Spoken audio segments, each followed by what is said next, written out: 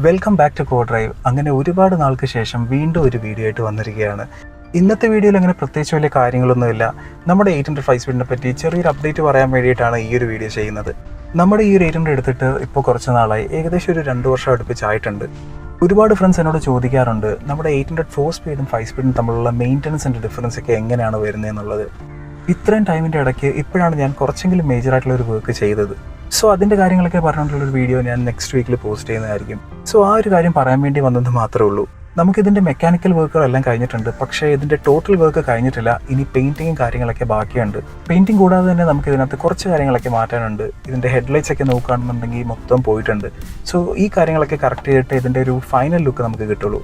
കുറച്ച് ഫ്രണ്ട്സൊക്കെ ചോദിക്കുന്നുണ്ട് എന്തുകൊണ്ടാണ് യൂട്യൂബിൽ നമ്മൾ വീഡിയോസ് ഒന്നും പോസ്റ്റ് ചെയ്യാത്തതെന്ന്. എന്തായാലും ഇനി അങ്ങോട്ട് വീഡിയോസൊക്കെ പോസ്റ്റ് ചെയ്യാനായിട്ട് ശ്രമിക്കുന്നതായിരിക്കും.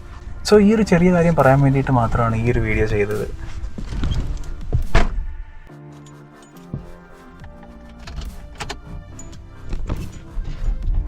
എന്തായാലും അപ്പോൾ നമുക്ക് അടുത്തൊരു വീഡിയോയിൽ കാണാം. ബൈ.